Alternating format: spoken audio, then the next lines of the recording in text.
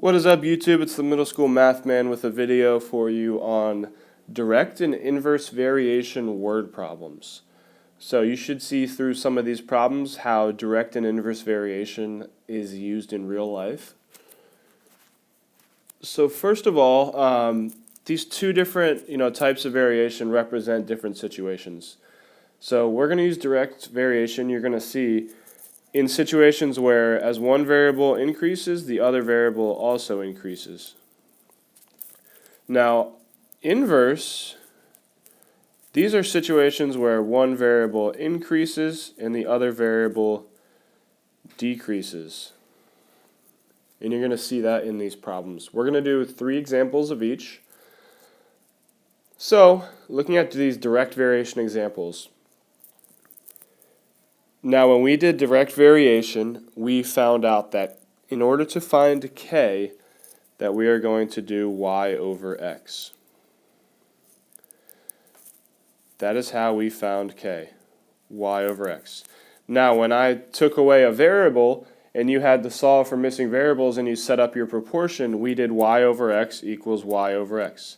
It is going to be the same thing for these word problems because, ultimately we're trying to solve for something that's missing. We're trying to, in example 1, determine how many people. So we're solving for that missing piece. So the first thing you should do with each one of these problems is you should define your variables from the start. Now, it doesn't really matter what you put for y and x as long as you are consistent with your proportion and putting them on the, the right numerator or denominator. You're going to get the same answer. I'm just going to do whatever the first variable is. I'm just going to label that y. So the sales at a baseball game vary directly with the number of people attending. So right there in that first sentence, it tells us our variables are sales and number of people.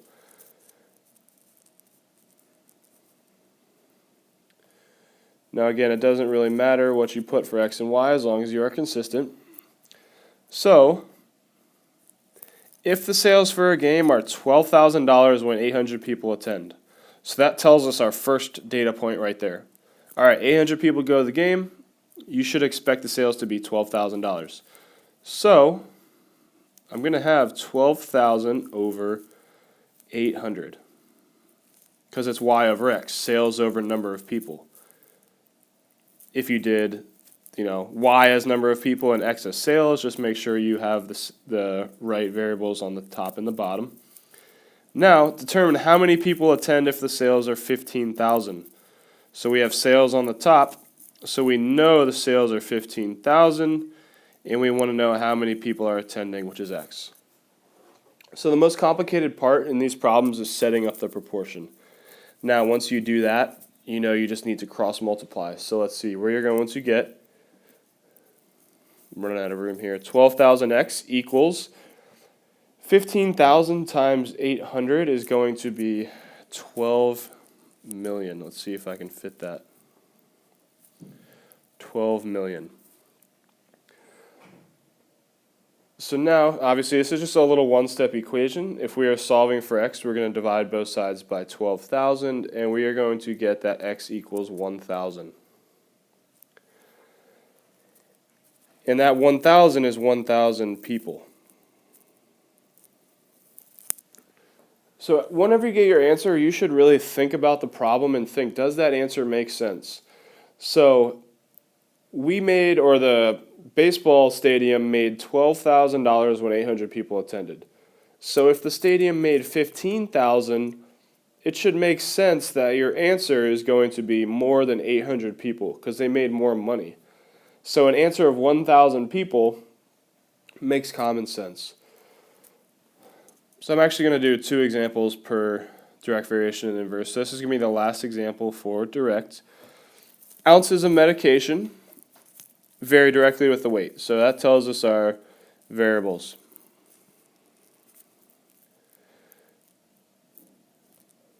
I'm just going to abbreviate ounces of med, and x is going to be the weights of the patient.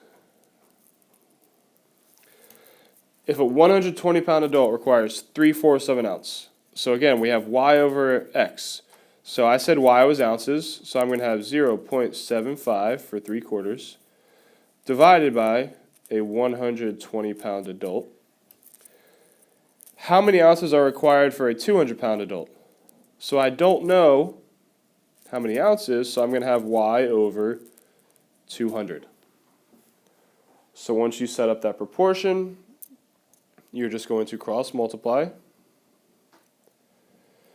So 120 times y is 120y equals 150,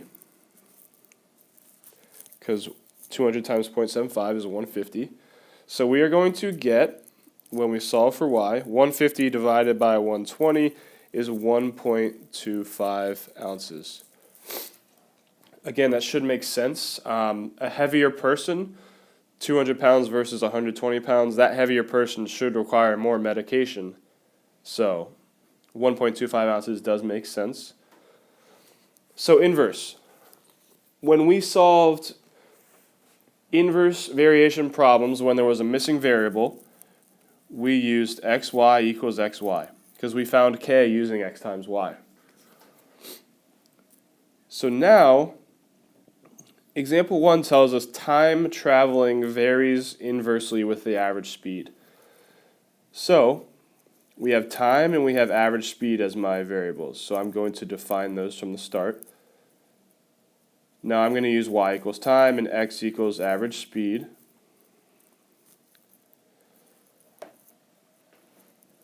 So if a train travels between two cities in 3 hours at an average speed of 65 miles an hour, so that right there tells us 65 times 3 equals, the second part says how long would it take at an average speed of 78 miles an hour. So I have 78 miles an hour times the time, which is what I'm looking for. So now I have it set up. So 65 times 3 is 195. 78 times y is 78y. So I have 195 equals 78y. So when I solve that, I'm going to divide both sides by 78. And I'm going to get y equals 2.5.